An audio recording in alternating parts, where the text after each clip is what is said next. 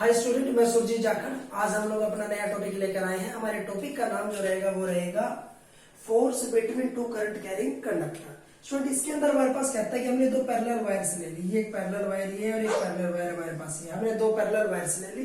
मैंने नाम दे दिया इसको ए बी और इसको मैंने नाम दे दिया सी डी। मैं कहता हूँ यहां से करंट क्रॉस करेगा I1 और इसमें से करंट जो ट्रेवल करेगा वो करेगा I2। अब इसमें से अगर करंट फ्लो करेगा तो इसके चारों तरफ एक मैग्नेटिक फील्ड एसोसिएट होगा। ये जो मैग्नेटिक फील्ड है ना, ये दूसरे के ऊपर फोर्स लगाएगा। मेन काम हमारा ये होगा।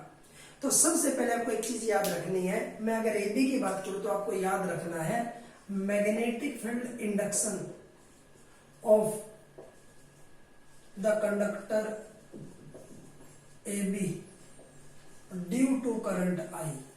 ये कह रहा है हमारे पास इस I करंट की वजह से AB के अंदर मैग्नेटिक फील्ड इंडक्शन क्या होगा आप जानते हैं। फॉर्मूला क्या होता है, म्यू नॉट अपॉन 4 पाई ये रहेगा। उसके बाद 2I1 और बाय में R। इक्वेशन नंबर 1 हमारे पास ये होती है। इसके अंदर मैग्नेटिक फील्ड इंडक्शन ये बन गया mu not upon 4 pi 2I1 bye R। अब स्टूडेंट आप लोग जानते हैं इसका मैग्नेटिक फील्ड इस पे इफेक्ट डालेगा सेकंड पे। फर्स्ट का मैग्नेटिक फील्ड सेकंड के ऊपर क्या करेगा, फोर्स लगाएगा। तो मुझे क्या निकालना है, मुझे फॉर्मूला जो यूज करना है वो मुझे ये करना है F is equal to BIL। ये फॉर्मूला यूज करूंगा मैं। तो मुझे फोर्स किस पे निकालना है, सेकंड पे। सेकंड पे फोर्स लगाएगा कौन, पहले का मैग्नेटिक फील्ड इंडक्शन फोर्स लगाएगा। किस पे लगाएगा, दूसरे के करंट पे लगाएगा और लेंथ यूनिट याद रखना है।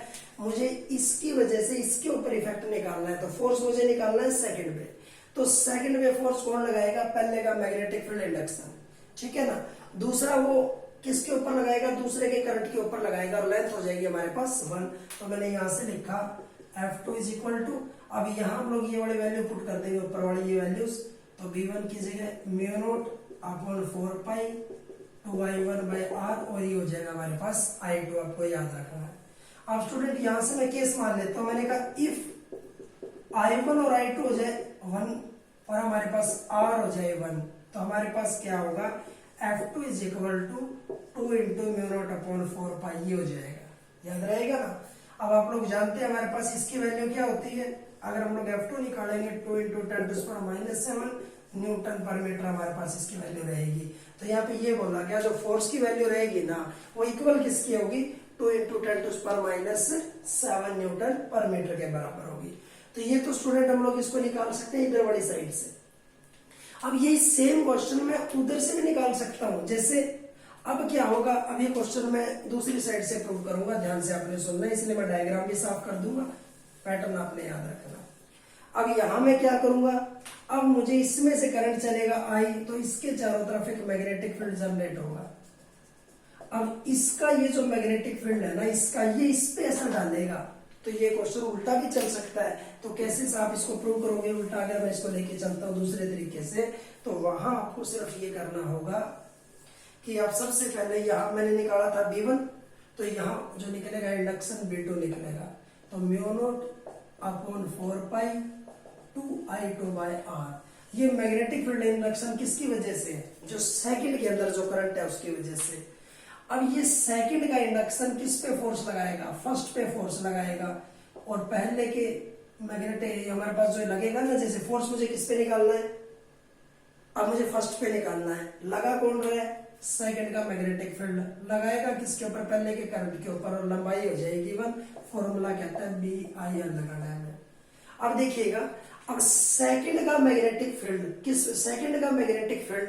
किस पे फोर्स लगाएगा, फर्स्ट के करंट के ऊपर फोर्स लगाएगा और ये हमारे पास 1 हो जाएगा। तो हमारे पास क्या होगा, इसको मैं सोल्व करूंगा। F B2 की जगह में ये वाली वैल्यू पुट कर दूंगा mu not upon 4 pi 2I2 bye R और ये हो जाएगा I1। अब मैं कह दूंगा स्टूडेंट यदि इफ I1 और I2 हो जाए 1 और R हो जाए 1 तो कितना हो जाएगा, 2 इंटू म्यू नॉट अपॉन 4 पाई, इसको लिख सकता हूँ 2 10⁻⁷ ये न्यूटन पर मीटर हमारे पास हो जाएगा। तो आप इसको पहली वायर के थ्रू दूसरे पे निकाल सकते हैं और दूसरी वायर का इफेक्ट के तौर पे हम लोग फर्स्ट पे निकाल सकते हैं। ये बात आपको याद रखनी है। इसको हम लोग क्या बोलते हैं, force between two current carrying conductor. अब एक छोटा सा टॉपिक और आ रहा है स्टूडेंट। मुझे मैग्नेटिक मोमेंट निकालनी है सर्कुलर लूप की। बड़ा इंपॉर्टेंट क्वेश्चन है, ध्यान से आपको सुनना है, आपको दो तरीके से उसका जवाब देना है। मुझे ऐसे फाइंड आउट करना है magnetic moment of circular loop. Question रहेगा हमारा magnetic moment of circular loop हमारे पास रहेगा। तो ये रहेगा मैग्नेटिक मोमेंट निकालनी हमें ऑफ सर्कुलर लूप। क्या कहता है स्टूडेंट, एक सर्कुलर लूप हमने ये बना लिया, ये रहा। इसके अंदर से करंट फ्लो करेगा तो इसके अक्रॉस एक मैग्नेटिक फील्ड जनरेट होगा। तो मैं क्या कहता हूं, जैसे हमारे पास कोई भी सर्कुलर चीज हो, मान लो मैंने कोई भी सर्कल ले लिया, मेरे पास एक ऐसे सर्कल है, अगर इसमें से करंट क्रॉस करेगा, फ्लो करेगा करंट इसमें से, जब इसमें से करंट चलेगा, आप जानते हैं अगर करंट एंटी क्लॉकवाइज है तो ऊपर बनता है नॉर्थ और नीचे बनेगा साउथ, ठीक है ना। और नॉर्थ और साउथ बने और उनके बीच में डिस्टेंस भी होता है तो वहां बनती है डाइपोल मोमेंट। अगर क्लॉकवाइज होगा तो हमारे पास बनता है साउथ। तो क्या होगा, जब इस कॉइल के अंदर से करंट मूव करेगा तो कॉइल के एक तरफ बनेगा हमारे पास नॉर्थ और एक तरफ बनेगा साउथ। जिसका एक टर्मिनल नॉर्थ और दूसरा टर्मिनल साउथ हो तो वहां पे डाइपोल मोमेंट क्रिएट होगा, ठीक है ना। और वो जो डाइपोल मोमेंट बनता है ना, वो डाइपोल मोमेंट डिपेंड करता है करंट के ऊपर। सबसे पहली बात, जितना ज्यादा करंट होगा उतना स्ट्रॉन्ग हमारे पास मैग्नेट बनेगा, नॉर्थ और साउथ की स्ट्रेंथ उतनी ज्यादा होगी तो डाइपोल मोमेंट उतना ही बड़ा होगा। तो सबसे पहले इसके ऊपर ये जो एम का मतलब हो गया हमारे पास, जो डाइपोल मोमेंट होती है, डाइपोल मोमेंट वो डिपेंड किसके ऊपर करती है, करंट के ऊपर। दूसरा डाइपोल मोमेंट किस पर डिपेंड करेगा, एरिया के ऊपर। एरिया जितना ज्यादा होगा उतना नॉर्थ और साउथ का डिस्टेंस बढ़ता जाएगा और उतना ही हमारे पास ये जो मैग्नेटिक मोमेंट है ये भी बड़ा होता चलेगा।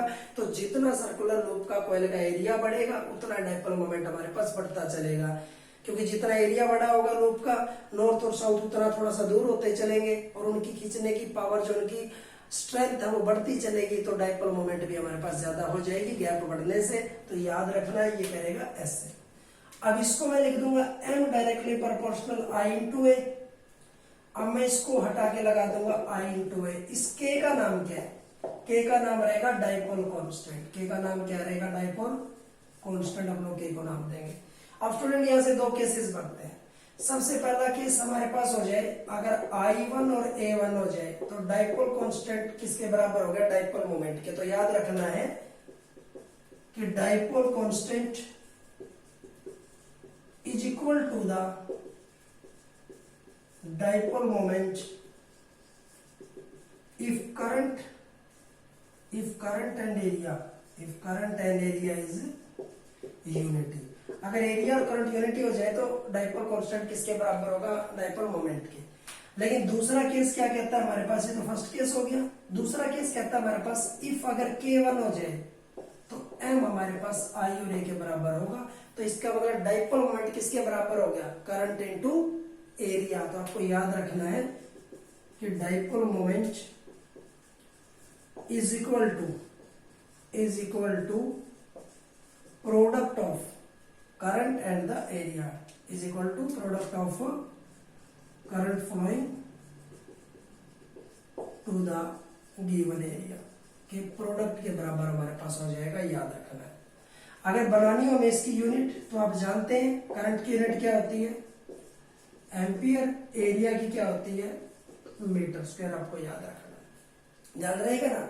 तो स्टूडेंट ये हमारा एक छोटा सा टॉपिक था जो आपको याद रखना था। कई बार ना इसके बेस पे हम पोल स्ट्रेंथ की यूनिट भी निकाल सकते हैं, देखिएगा कैसे। आप जानते हैं एम का फॉर्मूला होता है 2am, ये होता है, आप जानते हैं ना। मुझे पोल स्ट्रेंथ छोटा एम निकालना है तो एम की यूनिट क्या होगी, एम्पियर और मीटर स्क्वायर, और ये लेंथ की क्या होगी, मीटर, और ये कैंसिल हो जाएगा तो हमारे पास क्या बनेगा, एम्पियर मीटर। जो यूनिट बनेगी ना ये बनेगी पोल स्ट्रेंथ की यूनिट। पोल स्ट्रेंथ को हम किससे डिनोट करते हैं, एम से। तो नॉर्थ की पोल स्ट्रेंथ और साउथ की पोल स्ट्रेंथ निकालनी हो ना तो उसकी यूनिट क्या बनेगी, एम्पियर मीटर, और डाइपोल मोमेंट की जो यूनिट बनेगी एम्पियर मीटर स्क्वायर बनेगी। तो स्टूडेंट आज का हमारा ये टॉपिक था। अगले वीडियो में हम लोग और अच्छे टॉपिक लेकर आपके साथ मिलेंगे। Thank you.